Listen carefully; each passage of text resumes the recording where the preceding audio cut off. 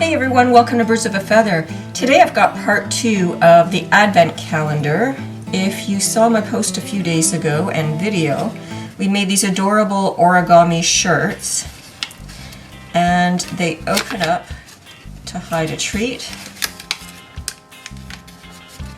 So I thought about another way of displaying them, and the first Advent calendar idea that I showed you was big and bold and bright and really fun. This one is going to be more subdued and pretty. So we're starting with this MDF family wreath, and it's just gorgeous. We're going to paint it with some Dixie Belle chalk paint. I'm going to start with the fluff in the perimeter here, so let me just get this open. Okay, so I'm starting with white on the perimeter. I don't really care if I get too even a coverage because I'm going to be covering the majority of this with either, I've got two choices. I can either do like a silver transfer or a gold paint. I'm still deciding which I'm going to do. I think I'm probably going to go silver with this, but we'll see. You know, this paint is absolutely non-toxic, so you can actually just put it on with a finger if you want. Just rub it right on. That's probably a lot faster than brushing it. So I think I might just do that. Look how fast that is. So I'm offloading the majority in the middle, and then I'm just spreading it out to the edges so that I don't have any blobs over the side. This paint is totally washable. Just rinse with water, it comes right off. That's what I love about working with this chalk paint, is that it's so environmentally friendly, and you can't beat wash up with soap and water. I find this gives me more control than a brush and is so much faster. The other nice thing about chalk paint is that if you want to move the paint around, you can just do so with a little water. So I've just dipped my finger into a little bit of water here, and if I just wet it, I can still move that paint. Now, I'm probably not going to use water for this, but I just wanted to show you that you can move it around if you want to. What I'm doing now is I'm loading up my finger, and I'm kind of like swirling it on in the middle, and then I'm moving the paint down.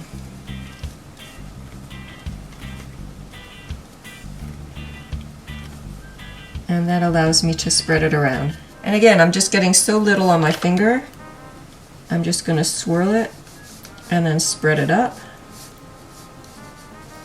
to the side and down. And again, just a little bit, rub it on, spread it out,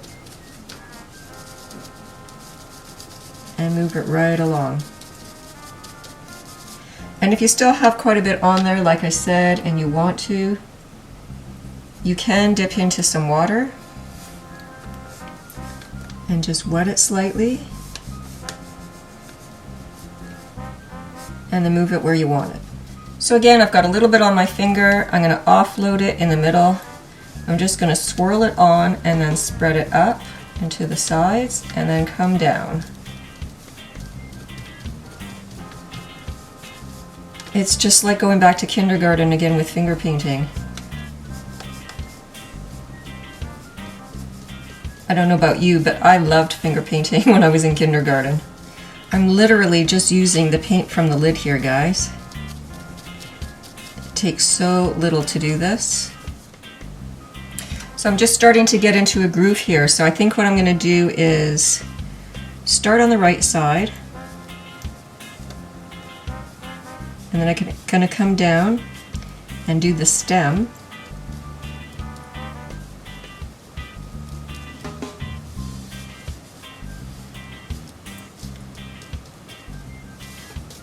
And then do the other side.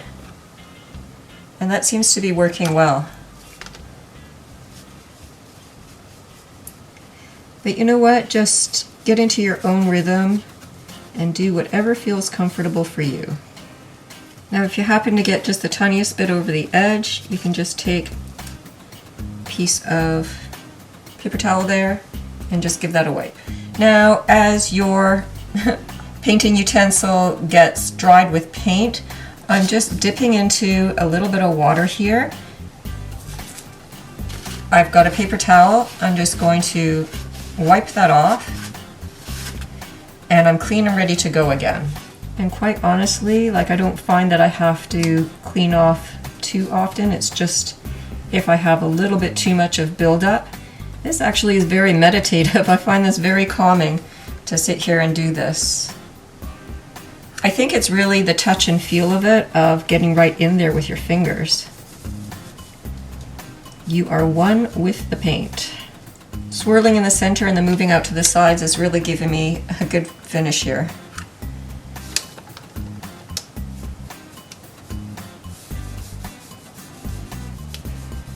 By the time you're done, you're really going to have your technique down. Now Dixie Belle chalk paint dries in only half an hour, so by the time I'm finished doing the center, we're going to be ready to move on with next steps. Okay, so that's it for the white. Now I'm going to do the same thing with the center here, but I'm going to be using Midnight Sky.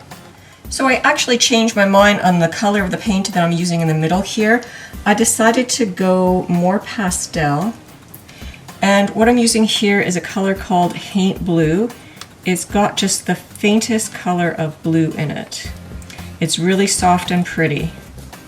You probably, I don't know if it picks up on camera, but you might not be able to tell the difference between the Haint Blue and the Fluff. So I just dipped into the paint, and what I've done here is I've just taped off where I don't want to get the paint on the other color here. As you can see, I taped a few areas, and that was because I was going to go darker with the color, but I'm not really too fussed if I get some of the blue over the white at this point. It's so close. I find on these really narrow spots here, it's much better just to dab and then spread. I find that I get a much more even coat that way.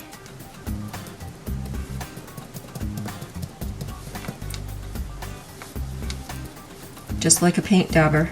But unlike a paint dabber, you have a lot more control. While the wreath is drying, I've also painted up some snowflakes here. And what I have here is a product called Pearlescent Glaze. It's just going to add a really pretty shimmer. So I'm just going to brush it right on. Now I know that the camera isn't going to pick it up at this distance, but it just adds a really pretty sparkly touch. Once I'm done doing the snowflakes, I'm also going to add the Pearlescent Glaze to the middle here for family. And that'll just finish that off really nice. Now it's time to bling it up, so I'm using two different methods here. I want to use gold and silver. So I've got some silver foil, and this is essentially a transfer. I'm going to use this adhesive and brush it on and then let it dry until it's tacky. And then we're going to stick that down. Then we're also going to use this Gemstone mousse. And again, this is a fantastic product. It's water-based. So I can essentially just, again, dip my finger in and just spread it right on. And look how stunning that is. A little goes a long way. I'm essentially just taking this right out of the lid.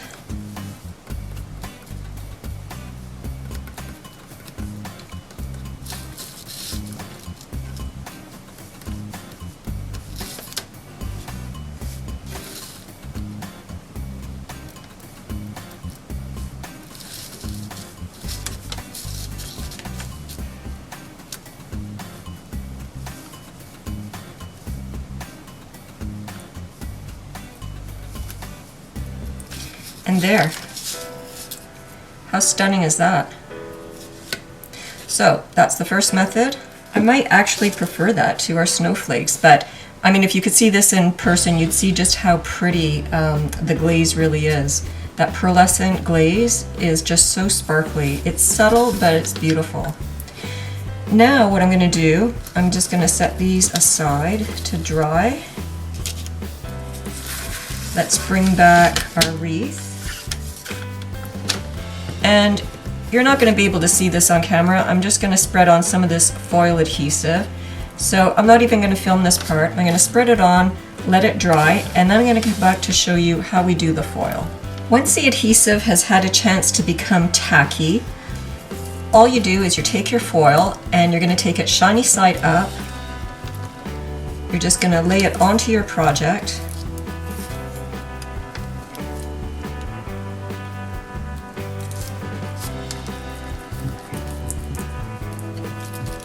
And then you'll burnish it down. You could also use a fingernail. It's pretty easy to do. Oops. Try not to get it on the other areas that you haven't done yet. And then wherever you see it hasn't stuck well, just burnish it a little better. Okay, so I'm not looking for perfect coverage. It's going to be a little vintagey looking. So that's looking pretty good. Let's just do another one.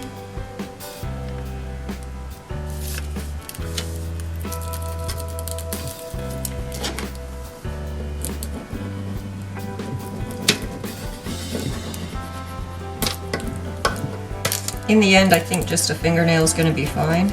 And wherever you see that it's not quite sticking, just re-burnish those areas before you lift. And again, I'm not looking for perfect coverage, and that's why whatever paint you put underneath is going to show through in the areas that you didn't get heavy coats of glue on, and that's perfectly fine. It's going to look beautiful. Don't forget it's shiny side down, and when you're putting the foil on, I like to sort of hold it back and just take a fingernail and hold it down like this. That way, if there's any glue a little bit over the line, I don't get the silver on the white.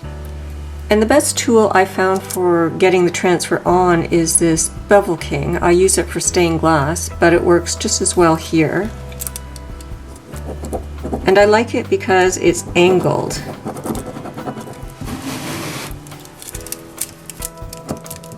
And I can just burnish, as you see here. So as you lift it away, just make sure that everything is transferred, and you can go back over spots that you see.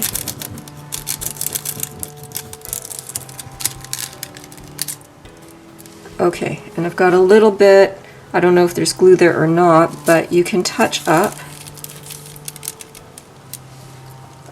I'll just put the transfer over.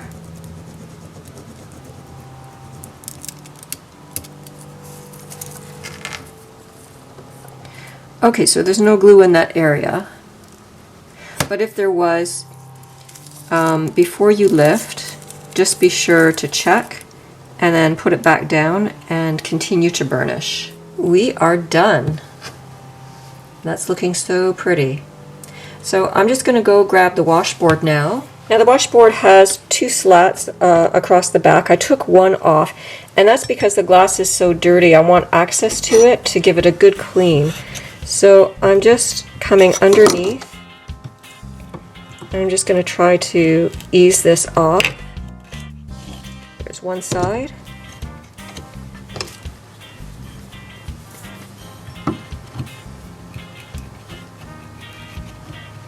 Just come straight up so that you don't bend those nails. And there you go. Now I can come along and clean that, and it's pretty dirty. I don't necessarily want to get this wood wet, so I'm just going to put some glass cleaner on a paper towel here.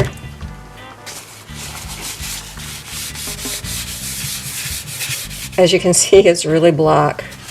So I'll continue to clean that, and then we'll move on to our next step. The last step before the reveal is to paint some Christmas letters here, and I'm either doing Merry and Bright or Merry Christmas. Unfortunately, I don't have another R, so I'm having to improvise with a P here. And this is just another little cutout. So again, I'm going to finger paint, and I'm going to use my Dixie Belle Gemstone Mousse. It's time to paint these letters up with some gold mousse, and I'm just using a pair of tweezers here to hold my letters. And I'm dipping into the paint and smoothing over.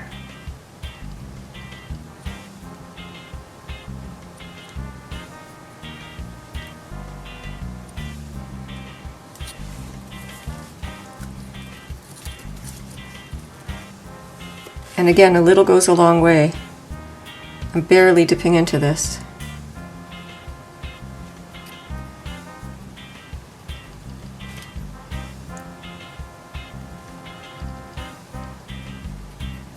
Whoops.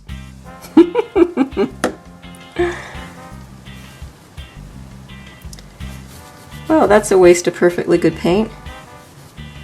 Now I've got the back painted too.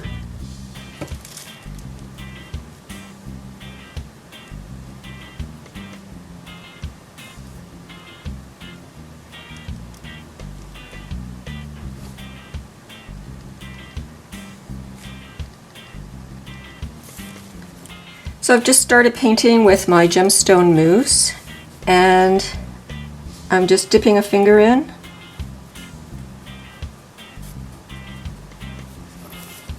and moving it around.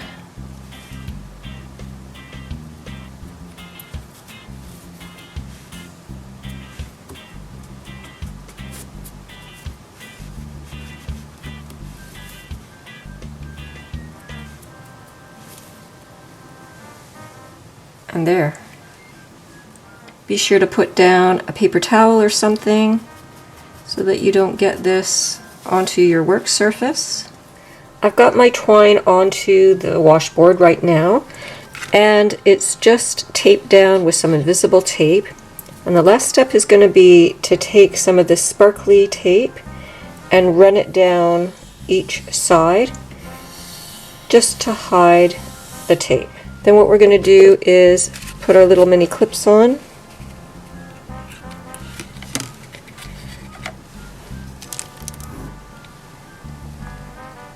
And then we'll get our advent calendar going. To cover up where I taped on the twine with invisible tape here at the sides, I'm taking this sparkly laser tape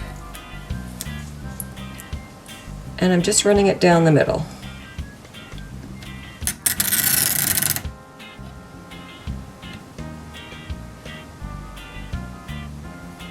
So that's going to cover the invisible tape that's holding the twine on.